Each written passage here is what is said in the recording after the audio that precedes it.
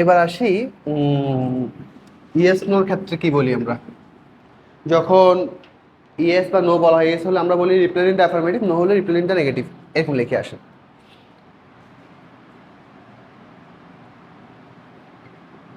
R you ill?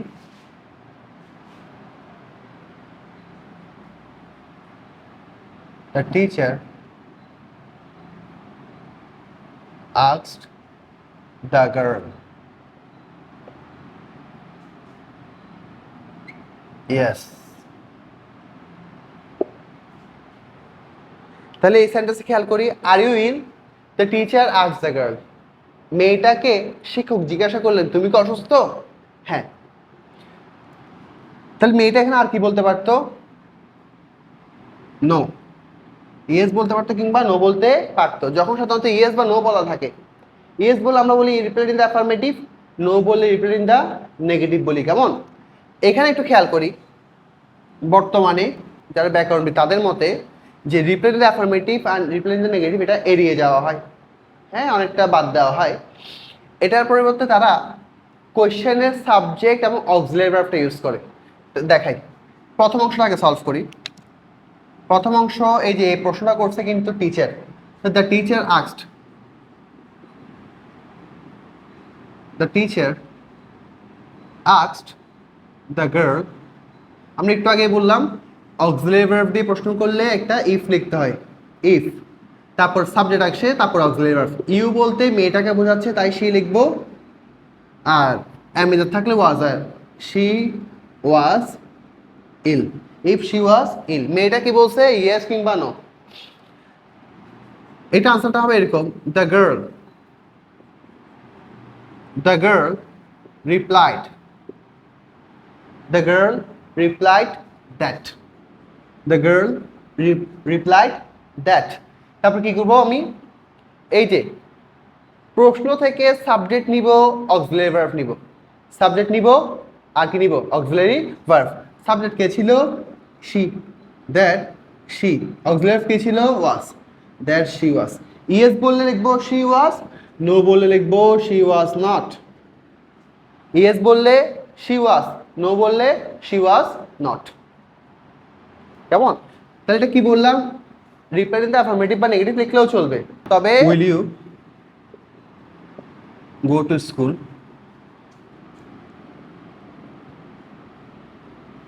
He said.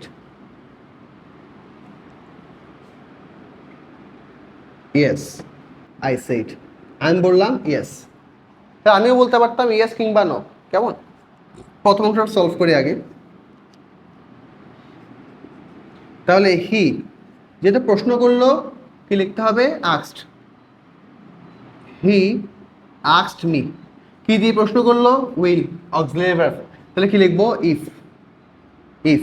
তারপর কি আসবে, সাবজেক্ট। ইউ বলতে সে আমাকে বোঝাচ্ছিল, তাই আই। ইফ আই, উইল থাকলে কি হয়, would. If I would go to school, if I would go to school. এখন আমি রিপ্লাই করলাম, কেমন? তাহলে I replied, I replied, I replied that. কি বলেছিলাম, কোয়েশ্চেন থেকে সাবজেক্ট নিব, অক্সিলারি ভার্ব নিব। সাবজেক্ট কি আছে, আই, আর অক্সিলারি ভার্ব কি আছে, উড, আই উড। আর আমি যদি এখানে ইয়েস না বলে নো বলতাম, তাহলে কি বলতাম এখানে, আই উড নট। ক্লিয়ার? আরেকটা সামনের দিকে আগাই। যদি দেখো যে ইয়েস নোর পরে বাড়তি আরেকটা অংশ আছে, এই যে ইয়েস বলছি, আগে আগে সেন্টেন্সে শুধু ইয়েস বা নো ছিল, এখন ইয়েস নোর পর বাড়তি একটু অংশ, সেক্ষেত্রে আমরা কি করব, আগের মতো, মানে আগে যেরকম লিখতাম, ইয়েস এর জন্য রিপ্রেজেন্ট দ্য অ্যাফার্মেটিভ আর নো এর জন্য রিপ্রেজেন্ট দ্য নেগেটিভ, এটা লেখার পরে তারপরে অংশটা যুক্ত করবো। কেমন? অ্যান্সার লিখি। প্রথমত এই কোশ্চেনটা সলভ করি, she asked me। প্রশ্ন কি দিয়ে, অক্সিলারি ভার্ব ইফ। তারপর কে বসবে, সাবজেক্ট বসবে। সাবজেক্ট ইউ বলতে আমাকে বোঝাচ্ছে, তাই আই, আর উইলের জন্য উড। আই উড, কাম থাকলে কি হয়, go. I would go. Tomorrow থাকলে the next day, the next day.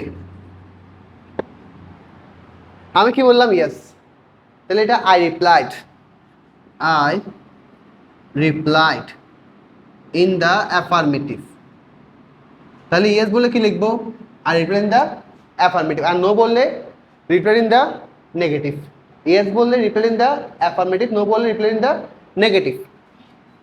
এই যে বাড়তি একটু অংশ, এটাকে আমি অ্যাড করব সরাসরি দ্যাট বলে অ্যাড করে দিতে পারি, দ্যাট বলে অ্যাড করে দিতে পারি, কেমন? কিংবা অ্যান্ড সেইড দ্যাট এটা বলতে পারি, কেমন? আমি লিখতে পারি এখানে দ্যাট অথবা and said that. And said that I বলতে এখানে আমাকেই বোঝাচ্ছে, তাই আই বসে যাবে। উইলটা হয়ে যাবে কি? উড। কাম থাকলে কি হবে?